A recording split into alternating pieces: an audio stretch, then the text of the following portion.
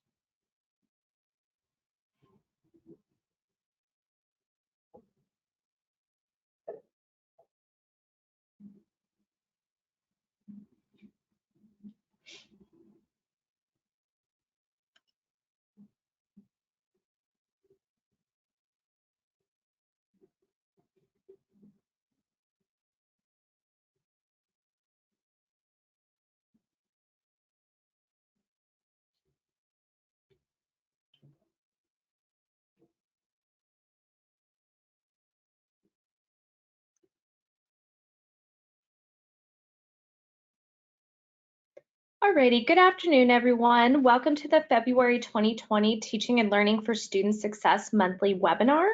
Thank you for joining us. This will be a very exciting talk with Maria Espino, and she will be talking about her experiences as a Chicano Studies student and now instructor, how this field in particular has influenced our academic journey. I particularly asked Maria to engage in this, considering that more and more of our colleges are starting to incorporate Mexican American studies in their course offerings, and to just have a discussion about that. Before I turn it over to Maria, I want to say a bit about the webinar series and just go over a few housekeeping items. First of all, Catch the Next is a college readiness and completion organization that offers faculty, staff, and institutional support to promote the closing of equity and achievement gaps in higher education through professional development, peer mentoring, and coaching, and our community college student program, the Ascender program. The Teaching and Learning for Student Success monthly webinar series complements our professional development by offering programming focused on the theory and implementation of student success initiatives in higher education. Please visit catchthenext.org to learn more about our programs, to get involved, or to donate to support this and other programming.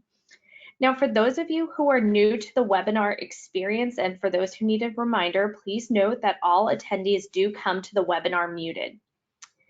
If you have a question during the presentation, please feel free to type it in the questions or chat pane, and I will read it during the Q&A session following Maria's presentation.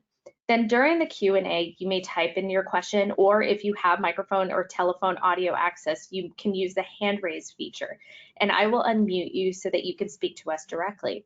If you have any technical issues during the webinar, you can use the chat feature or questions pane to communicate those issues to me, and we'll try to troubleshoot them together.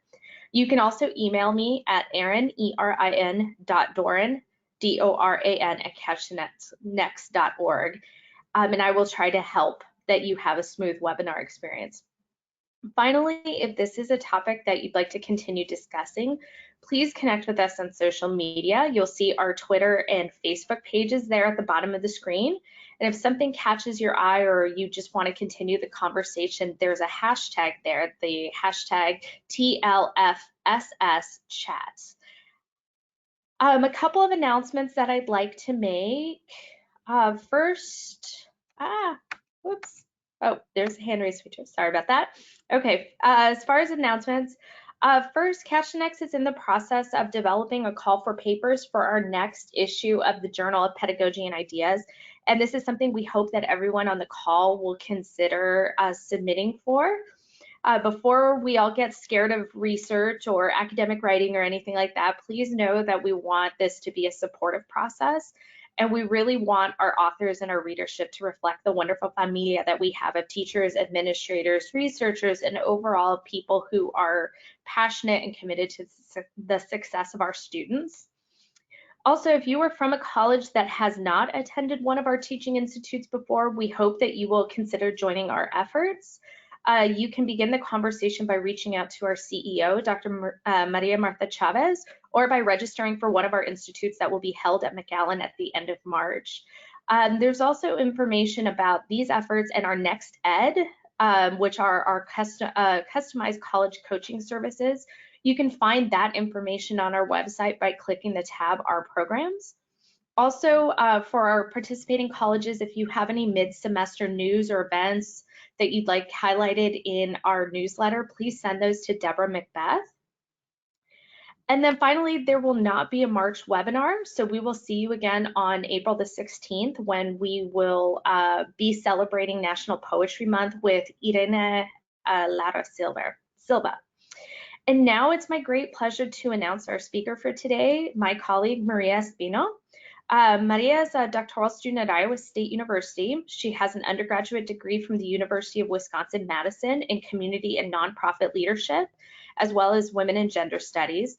And she earned a master's degree in educational leadership, policy, and foundations from Marquette University. Maria is a rock star in the doctoral program at Iowa State, and she's been doing some really important research with some NSF-funded projects that look at racial, ethnic, and gender disparities in STEM fields. And then as part of her dissertation work, which she's in the process of developing, she hopes that she can study the early college high school movement that's going on nationally. So now, without further ado, I'm going to welcome my colleague, Maria Espino. Hi, Erin. Thank you so much for the introduction, and thank you for having me here today for this quick webinar. I'm really excited to talk a little bit about my experience as a Chicana and a Chicanx, Latinx woman in this movement in higher education that was happening with the incorporation of Mexican American studies with ethnic studies, and having the pleasure to have been a student in this type of programs that necessarily wasn't a major, but it was a certificate at UW-Madison. But nonetheless, still having the opportunity to be a student and now being able to create my own course with help of the other instructors here at Iowa State and peers and colleagues to kind of implement what I have learned so far into Latinx studies, U.S. Latinx studies here at Iowa State. So as you mentioned, I wanted to start off by talking a little bit about my positionality and who I am as a person. I am a very proudful Milwaukee woman from Milwaukee, Wisconsin, and to me, that is an essential part of my identity, being someone from a big city and really caring about my community since I grew up in a very Latinx Mexicano background. Community is really important for me to incorporate that into my daily life in what I do, either in my teaching or in the students that I work with and for and in partnership with, and the research that I'm hoping to conduct in the near future.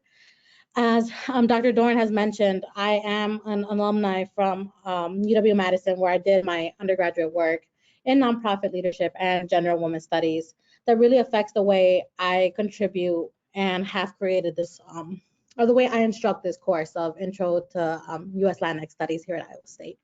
And as you mentioned, I'm also a Golden Eagle, so I did my master's work at Marquette University.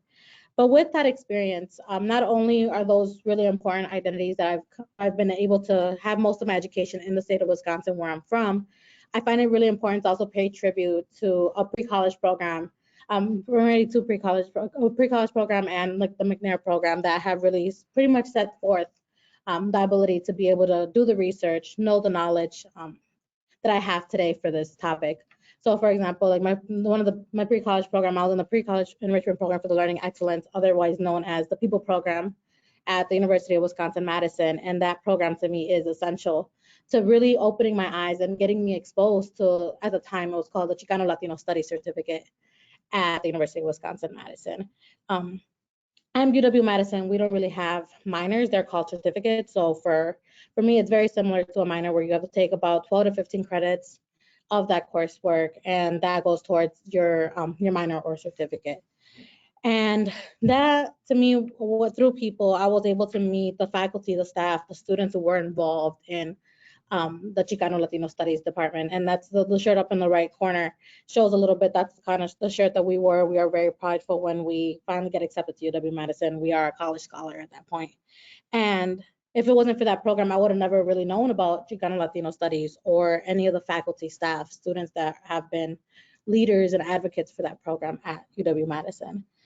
So coming into that program, I learned a lot of who I am as a person and my background, since I never really understood history, especially in the context that I'd learned my history in K through 12, Latino studies, or any issues on Latinx communities wasn't really talked about in my history courses. So for me, what I knew about myself was whatever my parents wanted to talk about at the time, and mostly my mother, and which wasn't really much because she was always working, and when it came to education, she didn't graduate from high school and really had a limited education experience, so an opportunity. So for me, when I went to college and knowing that Chicano Latino Studies was an option, that was something I gravitated towards to understand more about myself and where I am and know about my history and my roots. So having that opportunity to take those courses, have that certificate, really led to me wanting to keep that connection alive here at Iowa State and being able to care about what is being taught to the students and have them interact in any way, shape, or form with curriculum that I found important, but also incorporating my women's studies background, my nonprofit background, and aspects of contemporary issues and debates that are happening in the United States when it comes to Latinx folks, Latinos, Latinas, Chicanos, Chicanx folks currently.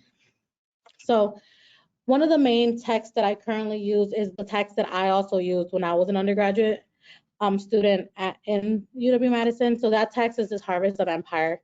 And it's a Harvest of Empire revised edition from Juan Gonzalez, and it's a history of Latinos in America. And this text to me really stood out to me when I read it the first time in undergrad, and I never was able to really part ways with it because I was able to understand not only history of myself, but a history of other ethnic identities that were not really in my community at the time in Milwaukee. And going into college and seeing different faces and understanding different cultures, it was really important for me to understand where cultures are rooted. And that's something that I feel is really important, especially for intro class for US Latinx studies, for students to be able to understand histories and foundations of different ethnicities, especially at a predominantly white university. I've asked my students, how many of you students have been exposed to Latinx folks? How many students have actually worked with, had collaborations, had class with? And at times there is limited folks who have exposure to these identities. And that is something that we, for me as an educator, from moving from student to educator, is a space where I need to be able to show historical knowledge of communities and show how students have been incorporated and rooted in these communities. And although they might not have interacted or had that in their upbringing, it is important to be able to recognize and find space for Latinx folks in their communities, because they'll be working with them in the future. They'll Latinos, Latinx, Chicanx folks are the future of the United States, so we need to make sure that their voices and communities are heard. So this is the book, one of the central texts that I use in my current class that I was taught with under Dr. Alberto Ibarra at the time in my intro class in 2012, I believe it was. And it's still really relevant, very important. There is aspects that I bring in from another book that I'll show shortly. And when I created this class and when I re-edited this class for my purposes of teaching and my instruction, I used the syllabi that was here from Iowa State, but also incorporated syllabi from from UW-Madison's certificate program, and syllabi from the University of Michigan, where I have colleagues that have also been a part of either took the class or no TAs who were teaching the class that were able to offer me another insight and perspective of how Latinx studies or Chicano studies is incorporated in higher education. So with that said, this semester was able to incorporate the second book called Keywords for Latina Studies. And it's been very insightful having the historical knowledge and piece from Gonzalez and having this edited edition come in and be able to create those connections and see what exactly is being talked about in education or in different aspects and how it's being talked about. Like, for example, today we did an activity. We finished reading the first part of The Harvest of Empire last week, and this week we talked a little bit more through keywords of mestizaje, culture, hyphen, borderlands, and there was one more, I can't even remember it right now, and history, that's the other one, and history, and how all of those words set foundation when we see the first part of Gonzalez, how those made sense when talking about Azandula's work of the Homeland of Atlan or the How to Tame a Wild Tongue, which were the other two articles that they had for this week, that they created those connections, being able to bring those aspects into it. And having my history background, my background in gender and women's studies, I really found it important that I didn't see Asandula very much in my intro classes, but I found it very important to bring it in, which is this next book, the Borderlands or La Frontera, that was incorporated into this course. So kind of with my journey and understanding what exactly I saw the class was for me personally. I see it how it has changed through how Iowa State previously was teaching this course through other instructors, and seeing how my colleagues and other folks at the University of Michigan were able to incorporate this class.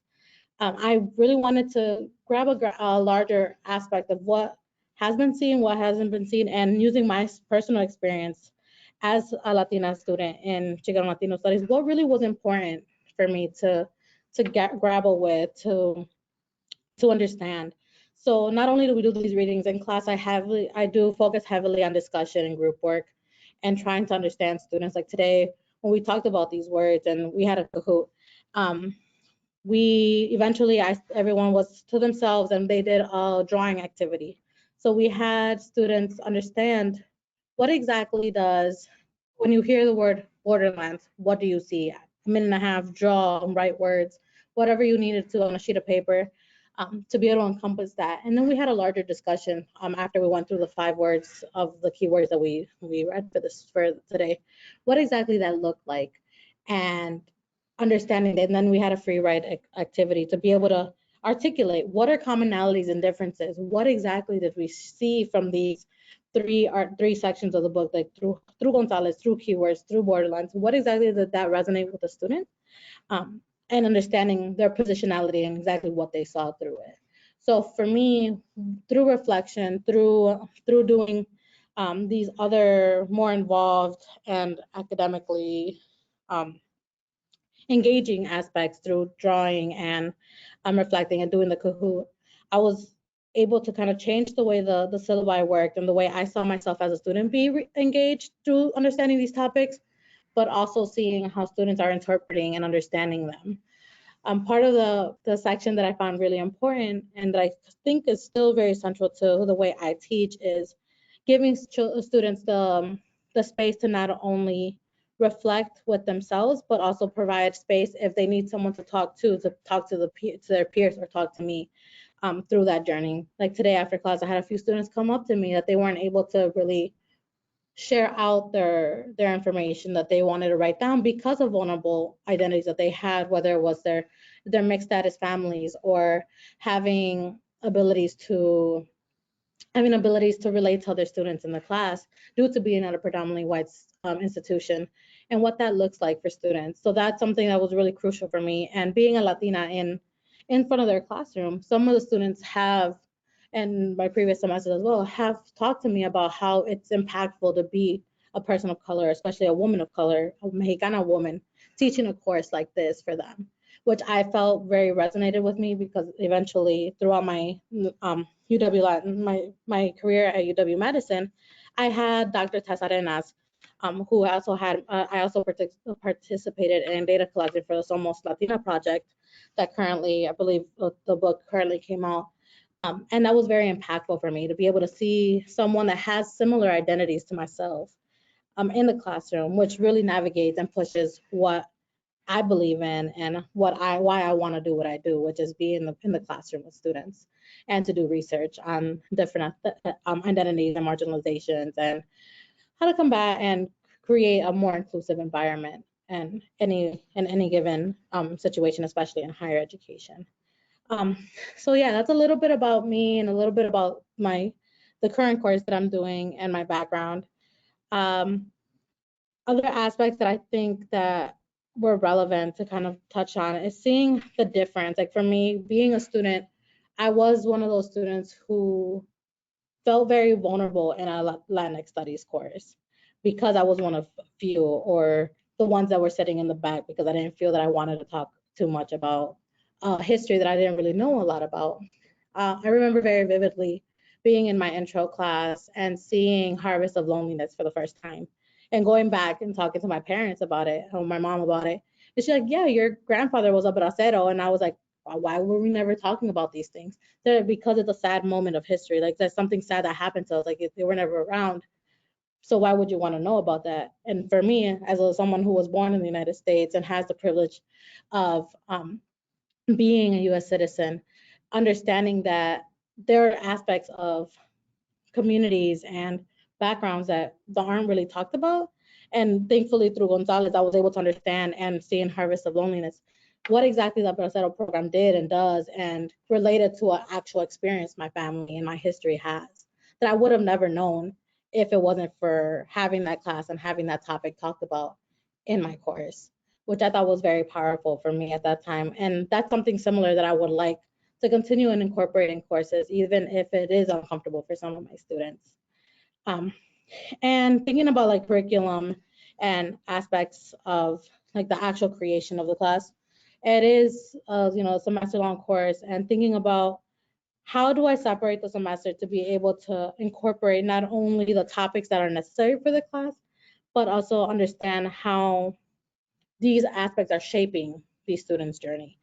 And I find it extremely important to really pay attention, get feedback, and allow space for feedback for students to not only tell me where they are at, but also tell me if I need to go back to understand if there's something that they didn't understand the way that they thought they should, or if they still question it, to be able to provide that space to incorporate either through reflection, through a group discussion, through a presentation. Like right now, we're in the middle of the semester, and I'm asking for feedback at our next class to kind of set forward for what's coming, whether it's conferencing or their discussion leaders on ethnic identities, excuse me, and be able to understand that they also have power in this class.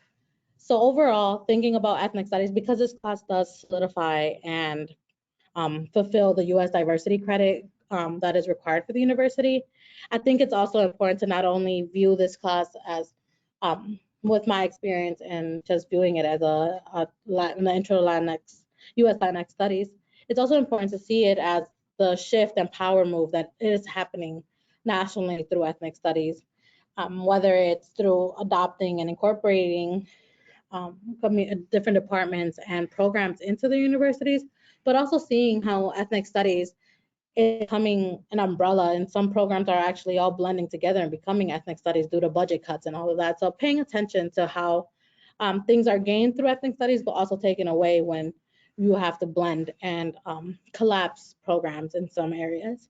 So it's really important to see what power that has for students, whether it's giving them the flexibility of, for example, like here, I feel like it's a great honor and privilege to have just one class focusing on just the intro to U.S. Latinx studies instead of doing a intro to ethnic studies course. So students are engaged and I provided space to be able to wrestle with topics and histories and understandings of different ethnic identities throughout through a larger racial conversation.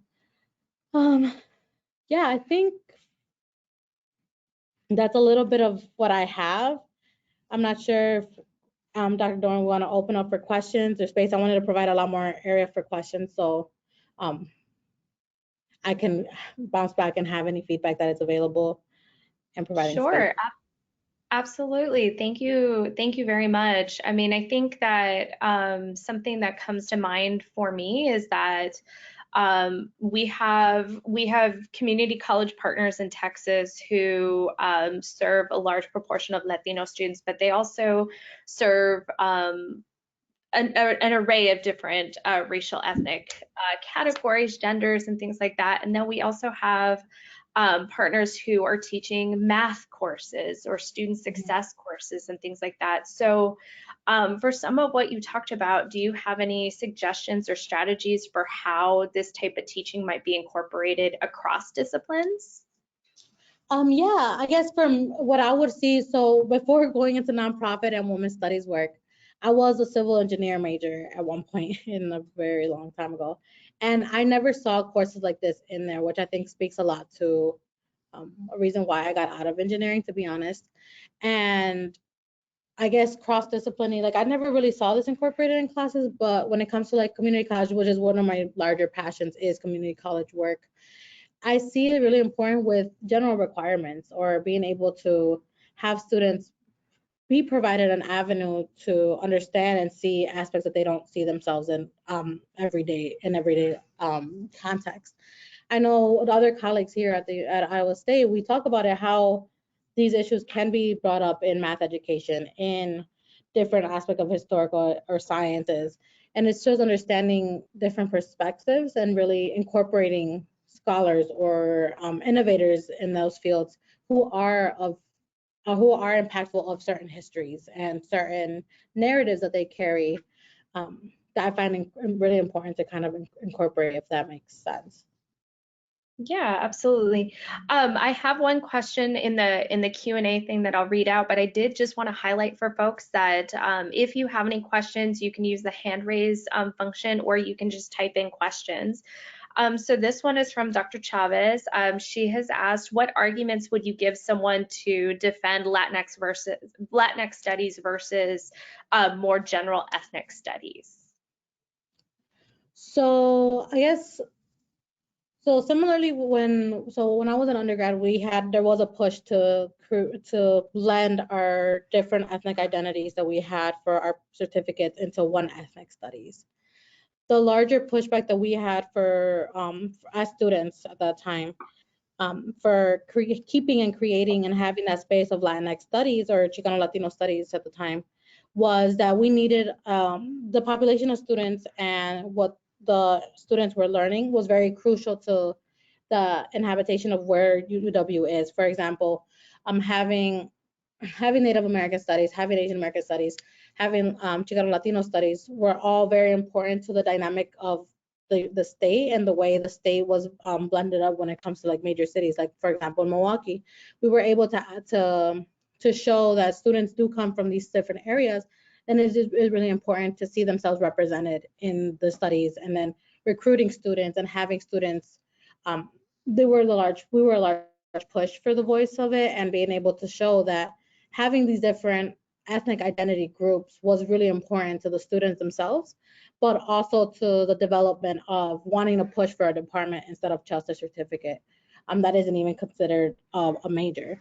Um, so that push was not only for the larger ethnic studies, there are specializations or focuses that students wanted, and mushing them together or creating this more melting pot ideology with the ethnic studies, it was harder to be able to gain the faculty and staff and the specialization of the faculty to be able to teach all of the classes that would only encompass it as a larger historical narrative, instead of really going into depth. If, for example, one of the other classes I had focused primarily on the Somos Latina project, and being able to go out and do research in an undergraduate level course, doing interviews and all of those components, but never really being able to do that if we had a general ethnic studies course, because we wouldn't have folks who were the point of contact or the main head of that specialization to be able to do so. So I think that's kind of what I would do for that question. Great. In thinking about your academic journey in navigating higher education and things like that. How do you feel like having the perspectives from women in gender studies and Chicano studies, how did those help you being a student in a predominantly white institution, a predominantly white space? That's a great question. I think for me, it was as a person who walks with my identity. So I identify as Latina, Latinx, Chicana, Chicanx, but I also identify as queer. And thankful to my undergraduate degree of understanding, I never was experienced really to the word queer or understanding the intrinsic fluidity that comes with sexuality and gender in my upbringing until I was in my major and my certificate of LGBT studies. And identifying as queer was, for me, something that was a process. And reading work from Asandula, for example, like Borderlands or The Red on My Back, all of those were able to not only solidify and help me come in terms with my identity, it also allowed me to embrace it. And I know I have struggles back home still really having the intersecting identities that I do with my family and having them understand it, which they still quite don't understand. And I feel like I see that on campus too. When I walk around, you see I'm a very dark-skinned Mexican woman in comparison, at least to my mother. I always compare myself to her fair skin. And seeing how I walk around and navigate a predominantly white institution, I still get the stares that some students do. And the I know when students walked into my course the first day, I started off with a very similar positionality statement that I did for this. And it was interesting to have them understand and get the feedback. I know some students right away say you're the first person of color I've had in a class, and I have a couple upperclassmen in the last 2 semesters teaching, and trying to create that. Although I don't always focus on my identities are something that people focus on. Um, and it's really important to have and understand, like as a queer woman, and being a Mexicana or Mexican American Chicana, um, it is important to see that now that I have the knowledge of how I identify, to really use my identities and those characteristics that I feel comfortable identifying with out in the world and be able to present them when I have the chance in the space. Like for this webinar, for example, I was very nervous about it, but at the same time, I know my experience and how my experience has affected my career path and has affected my interests, which is like essentially I do want to become faculty one day. And I know that being more aware of my positionality and my intersecting identities and the intersectionality that I entail and walk every day, um, in my shoes every day, I know the importance that that is for peers, colleagues, and students that sometimes don't have that representation on campus. And I'll be the closest that they have, especially for students who are not from, let's say, the Ames area or from this population of students, that they finally have someone that they look like, that they can see themselves in, or if they have issues of transitioning or getting to know themselves a little better, they're able to relate or come up to me, which is something that I find very important. Wonderful. So, one of the tenets of Catch the Next and of the professional development that we provide is in really trying to make teaching and our pedagogy culturally relevant. And I think that you touched on, that ethnic studies, Latinx studies is something that was very interdisciplinary, born out of, literature and anthropology and history and things like that. But what about math and science? How do we try to make those subjects? Do you have any suggestions for how to make those more culturally relevant? So I feel like a lot of it comes down to, well, let me backtrack. Um, I have limited knowledge with understanding how to incorporate into having critically engaging in conversations in those areas. But I feel like a lot of it does have to talk about the way, for example, math and sciences are taught, or examples that are given in relations to those topics. I know I have a colleague here who I always have a conversation with that is in math ed and or math ed tech, somewhere in those lines. And I am astonished in the ways that they incorporate Asandula into mathematics, and being able to use not only theories but also aspects of their creativity, whether it's through in math, like drawing out an aspect of what were we talking about the other day? We were talking about mathematics and making it more involved with aspects that happen every day-to-day life with their students. And I think something that to me stood out was like I never saw, in my personal experience, I've never had math taught to me in a way of, oh, bringing it back into like communities and aspects like that. For me, if they were to talk to me about give and take when it was about like going to like the supermarket or understanding the creation of farms and like gardening, which was really big in my household, even though we didn't have much land. It was really crucial for them to be able to teach me how to use math in those contexts, if that makes sense. So it's not a very great answer, but it was to my limited knowledge of what I was able to provide for that.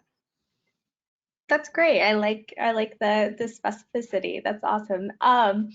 What would you say to students in other majors about why they should take a Chicano Studies class?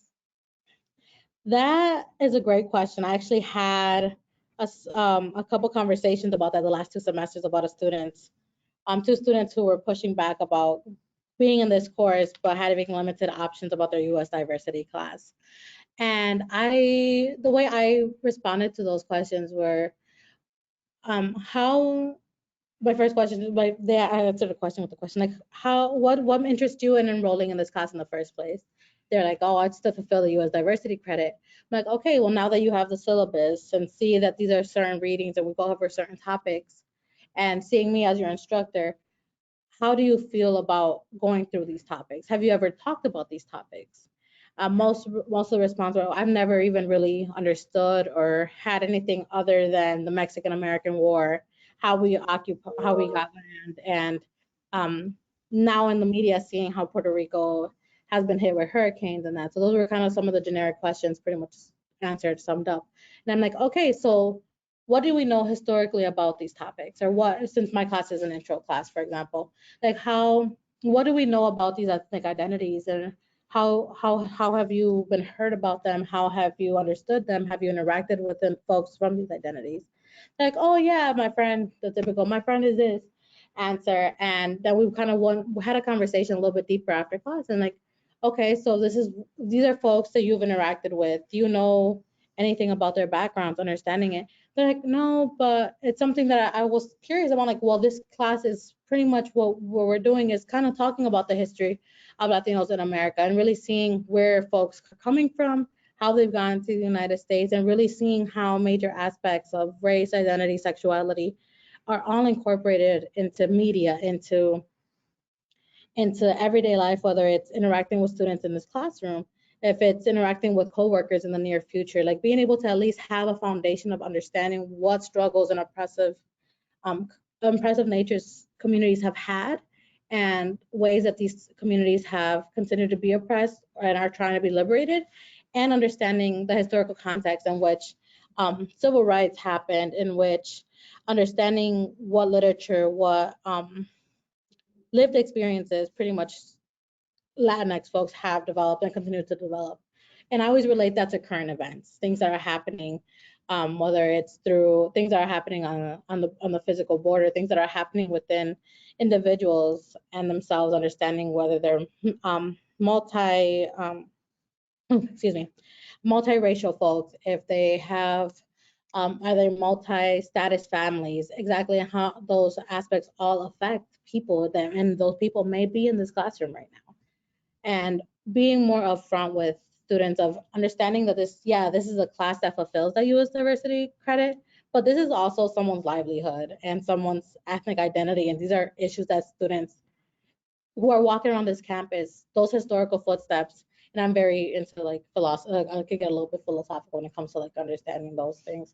But we are like, for me as a Latina and as a Chicana, for me, I'm the footsteps of someone who, if with my intersectionality, someone like me shouldn't even be in my state that I'm in a few years ago, like a couple I say a few years ago, but like decades ago, like someone like me wouldn't be here today. And seeing how we've progressed, and some of those barriers and glass ceilings are harder for others. And having students kind of see it in that way, that's why I start my class off with positionality and having a conversation about positionality, because I find it very important so students can see who they are, where they are, um, moving forward, and seeing how no matter what, this class is very relevant it is very relevant and will be needed or intersecting or having exposure to something will eventually happen in their lifetime, especially with the Latinx demographic nationally changing. So that's kind of a long-winded answer. That's wonderful. I think that what you speak to is I think so much of even the teaching methods that we incorporate in Ascender in terms of we talk about a writing assignment where students are asked about where they got their name, and various faculty members have reported that students often didn't know that there's family history behind that, and even just starting with that and starting with self. And I think an exercise in positionality can really prompt some powerful responses from students, some very personal responses, and it serves as a way to get students to start writing, but also a way to connect with each other in the classroom, and things like that in really powerful ways. So I think the what you're talking about and then what our faculty are doing are just very well supported teaching strategies. So Yeah, definitely. And I feel like a lot of it, because the way I teach my course also is like I guess I'm using quotes as assessment, is I heavily focus on reflection and students seeing themselves progress through the class. So for me, I think that kind of speaks to that same topic of students, the first day of class, really understanding their positionality. Their first reflection covers the first unit, but also talks about how did you feel and how did you understand concept that we talked about at this given moment. And we kind of see that progress through the 4 reflections that they have every couple weeks. As a unit closes, like what exactly did you take out of this? How did you see with your intersecting identities? How did you perceive this material, and what exactly did you feel was important, or what is something that you didn't feel that you connected to?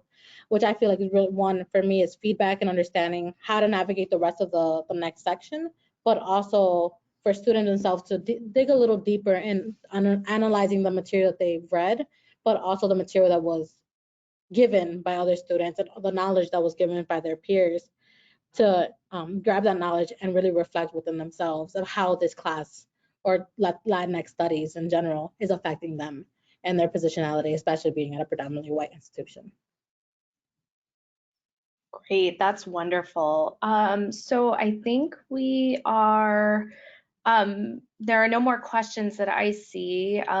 If anybody wants to add some, please let me know, and we can always follow up with Maria offline. I know Maria is on Twitter. If you want to continue the conversation, I believe it's at Espino, right, Yes, I Maria? believe that. I believe that's right.